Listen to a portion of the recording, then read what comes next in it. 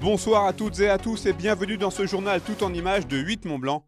Nous sommes le vendredi 31 juillet 2020. Au sommaire ce soir, la vigilance canicule est toujours en vigueur dans nos pays de Savoie. En parallèle, l'épisode de sécheresse se durcit. Les secteurs du Fier et du Chéran sont en alerte et d'autres bassins versants seront concernés dans les prochains jours. On fait le point avec Victoria Lopez. Et puis direction Saint-Pierre-d'Albigny pour une idée de sortie insolite. Le château de Miolan propose un escape game dans un cadre unique avec un panorama exceptionnel. Nos journalistes l'ont testé pour vous. Un lac au plus bas en 2018, une sécheresse sévère en 2019. Le phénomène s'installe désormais chaque année dans nos départements en Savoie-Mont-Blanc.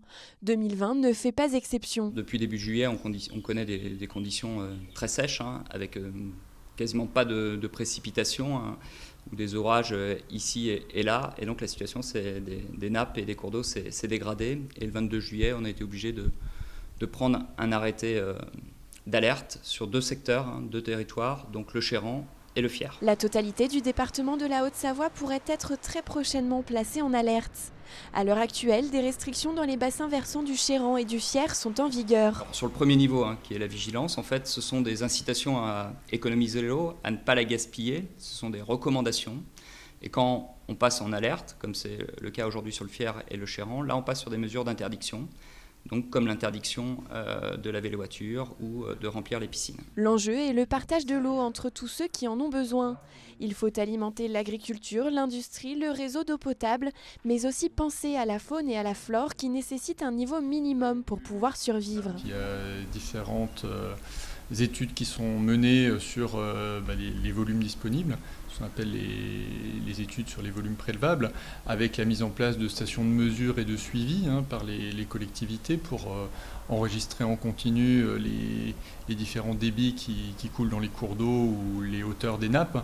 Et c'est ça qui permet petit à petit de capitaliser de la donnée et de la connaissance pour voir exactement comment se comportent les cours d'eau et éventuellement constater des évolutions au fur et à mesure du temps pour adapter les prélèvements en conséquence. S'adapter et trouver des solutions sur le long terme, c'est aussi la mission de l'Agence de l'eau. Il a tendance à faire de plus en plus sur l'été. Il a tendance aussi, pas forcément à pleuvoir moins sur l'année, mais à avoir une pluviométrie répartie différemment, avec à la fois une concentration des épisodes pluvieux sur des épisodes très intenses qui peuvent être catastrophiques, et à l'inverse des longues plages de sécheresse de plus en plus fréquentes. Et puis il y a aussi une tendance à une diminution de l'enneigement hivernal.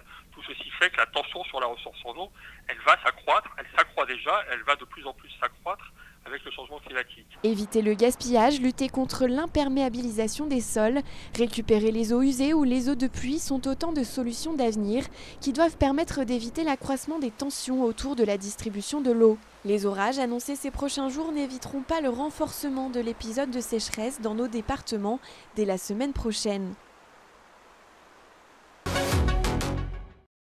Après avoir rendu le port du masque obligatoire sur les marchés, la ville d'Annecy, en partenariat avec le Change, organisait ce jeudi 30 juillet une journée de sensibilisation auprès du grand public.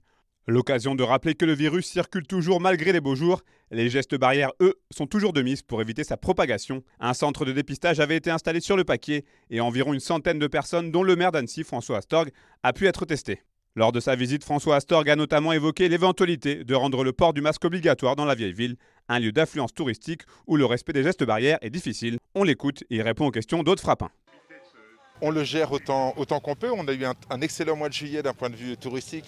Certains commerçants, même d'autres spécialistes, disent qu'on a eu un mois d'août à la place du mois de juillet.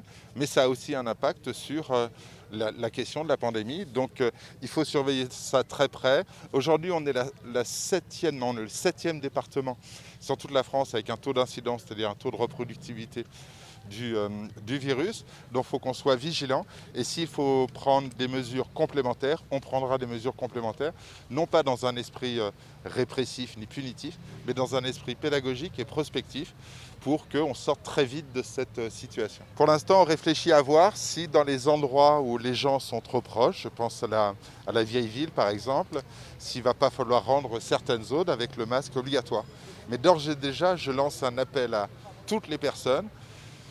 Mettez vos masques. Dès que vous êtes dans des zones où on est trop rapproché, on ne peut plus faire les gestes barrières, mettez vos masques, on sera tous gagnants avec ça et on évitera de mettre en place des zones où on rendra le masque obligatoire si c'est nécessaire et je ne m'interdis pas de le faire puisque l'essentiel c'est la santé publique.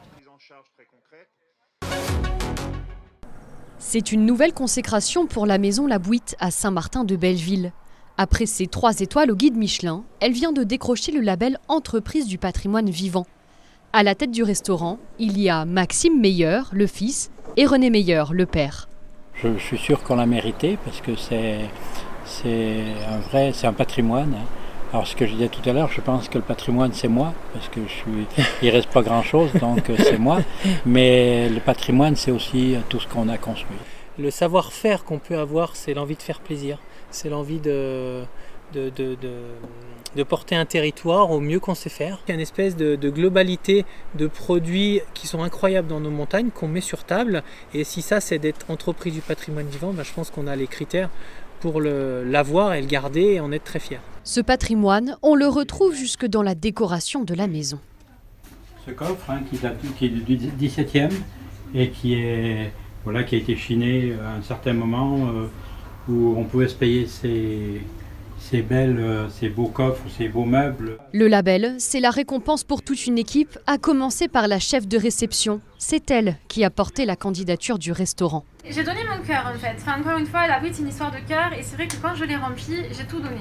Et j'ai même écrit une petite carte postale avec. Et avant d'envoyer donc le dossier, sur cette carte, j'ai écrit à quel point j'aimais cet endroit et que pour moi c'était important qu'il soit reconnu par un label comme le label EPV qui est un label d'excellence parce qu'on est toujours à cette recherche du détail qui fait qu'on va être dans l'excellence du service. La recherche du détail passe aussi par la cuisine. On a 4 variétés de tomates, et ananas, noir de primé, cœur de bœuf et green zebra. On a une burrata qui nous vient tout droit d'Italie. Et ensuite on va y rajouter un petit peu de purée de truffes, de la lamelle de truffes. Les tomates elles sont assaisonnées avec une huile parfumée à l'akilé qu'on a ramassée et qu'on a fait sécher.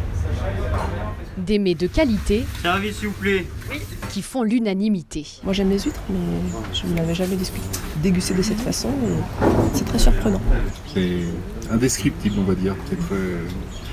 Cet effet cuisson avec la gelée, c'est très sympa. En cuisine, c'est le coup de chaud. 2 menus, 5 plats avec 2 champignons, 2 truites, 2 polenta et 2 pigeons. Un des secrets de leur réussite, le travail en famille. Oscar est la 3e génération à rejoindre les fourneaux. Aujourd'hui, c'est agréable de le voir à côté de nous, alors que quand on travaille ici au PAS et qu'il saute avec nous d'un plat à l'autre, c'est super sympa. C'est vraiment sympa. Il est doué ? Non, il est meilleur, c'est pas pareil. La Bouite, petite maison en Savoyard, a de beaux jours devant elle. Bonjour à toutes et à tous, alors je me trouve juste devant l'entrée du château de Mieulan. On nous attend à l'intérieur pour un escape game. On va partir à la rencontre des différentes légendes du château. On va découvrir les salles mais aussi les jardins. Je vous emmène avec moi, c'est parti.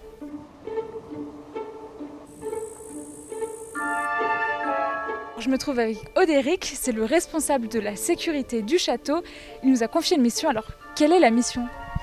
Eh bien, il se trouve qu'il y a une malédiction qui a été lancée par les seigneurs de Mieulan il y a très longtemps, qui doit s'abattre sur le château aujourd'hui même. Donc on a fait appel à une équipe d'experts qui sont vraiment spécialisés sur ce genre de phénomène pour nous aider en fait à lever cette malédiction. Et les experts, ils peuvent avoir n'importe quel âge ? Alors c'est à partir de 10 ans, voilà, jusqu'à 110 ans. Et c'est plutôt simple de le faire en famille, j'imagine. En famille, plusieurs familles s'entraident. Et c'est peut-être ce qui permet le succès de la mission ?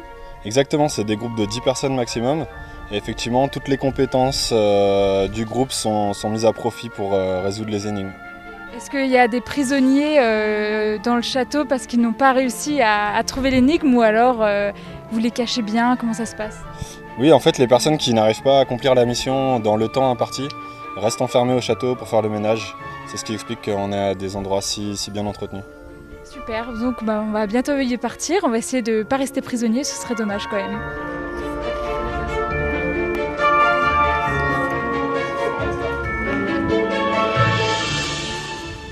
Alors on est dans l'appartement de l'officier majeur et on cherche encore une inscription, on n'en a trouvé que 8, il en faut 9.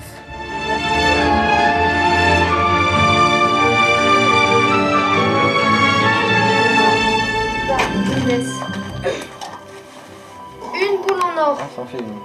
Il parlait de combien de boules en or? 3. On a celui-là qui est assis avec un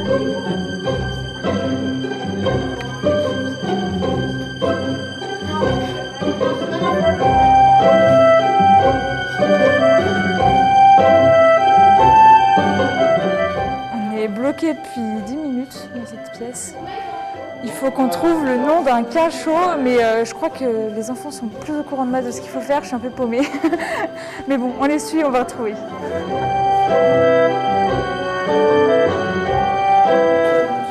J'ai profité alors de l'absence de monsieur le gouverneur pour saisir ce drôle d'objet. Une boule d'or.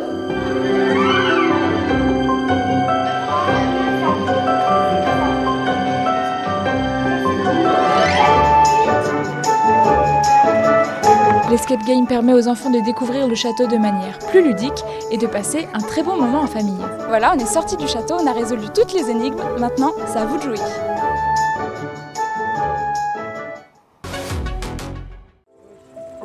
On se quitte avec des images qui nous viennent d'Égée. La station des Portes du Soleil propose cet été Alta Lumina, une expérience unique en Europe. Alta Lumina est une expérience immersive et multisensorielle présentée sous la forme d'un parcours nocturne enchanté. C'est la fin de cette édition. Merci pour votre fidélité à l'information sur 8 Mont Blanc. Passez un très bon week-end. Le JT revient ce lundi.